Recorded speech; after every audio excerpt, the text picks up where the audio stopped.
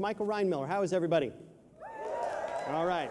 So here's the deal. I started a little free pantry, I'm going to say just before Christmas, just before the pandemic hit. My father-in-law built this thing. We put it up, and it blew up. Not physically. People started hitting that thing like clockwork. Next thing you know, the pandemic hits, and I couldn't keep it stuffed. My church stepped up. My friends showed up. Holy cow, it was packed. It was like a Denver International Airport in front of my house. It was crazy. So people were like, this is really cool. People wanted a reason to volunteer because they were stuck at home, and they saw a need. Well, my father-in-law here and that amazingly handsome young man he built, I don't know, 14 or 15 of them total now. We've got over 40 of them in the city of Lincoln. Another one goes in, I think, next week. The amount of food insecurity is just, it's baffling if you look up the stats. The side effect of this project has just been mind-blowing because neighbors are helping neighbors. They see someone across the street they recognize from church or some other community event, and they go, oh my gosh, they're hurting for food. I want to help. So it's been really exciting to see people step up. And you can turn the news on and find all kinds of reasons to be mad about stuff, but it's really cool to look out your front door and go, I'm helping somebody. It really fills my bucket. I know it fills other people's buckets. It's been really exciting to know people are getting help when you want to help. Often you write a check and it's gone.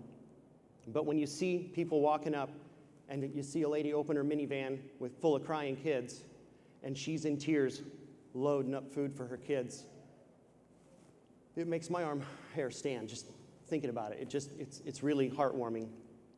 So this has kind of turned into a project for my family and I, and my poor friends that I annoy. We get together on weekends, we fill the truck up full of food, and my son yells, I want to go help people. And I'm like, yes. So if I mess up everything from here on, that's what I want to do.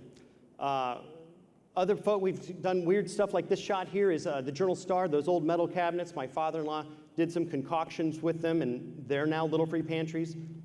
We've got lockers in town that are little free pantries. It's just been really exciting seeing neighborhood organizations get together, and some people will take turns, like you do it. You fill 2 boxes on Thursday, and I'll do it on Monday, and all of a sudden there's people filling and people taking. It's really about loving thy neighbor. There's a whole group there of, I think a year or two ago, those are all pantry owners. We got together and talked about what are your needs, what can we do to help. UNMC donated several hundred pounds of toothpaste. You know what 200 pounds of toothpaste looks like in the back of a Nissan? It just kind of squats.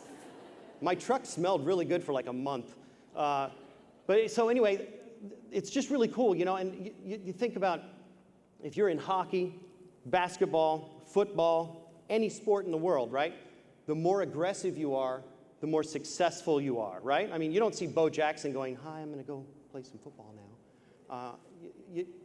So my sales pitch here is I'm going to ask you to help me by being aggressively compassionate.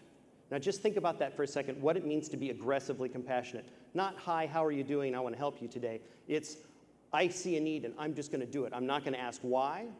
I'm not going to ask how. I'm just going to do it. And if I mess up, I tried. So that's the big pitch. The other side of the coin is, by doing that, it seriously fills your bucket more than I was expecting.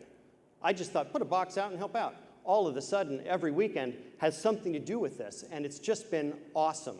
The excitement that, last weekend, we filled a pantry with my mom. I took my mom with because she hadn't done it before.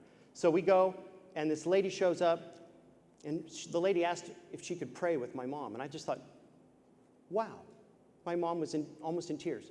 And it just those little intimate little moments that you have while filling these pantries, physically helping someone. And you know, during a pandemic, you're able to do that without a mask and a hazmat suit and blah, blah, blah. You can help people and get away. Look at these stats. 1 in 8 people in southeast Nebraska is food insecure. 1 out of every 8 of you, statistically speaking, doesn't know where they're going to get food tomorrow night. Let that sink in. That creeps me out. So I've got, once again, aggressively compassionate. That's my pitch. I want you to try and do that. Can I get I'll do it? I'll do it. Come on, I need more than that.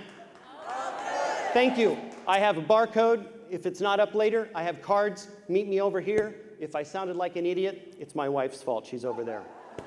Thank you, folks.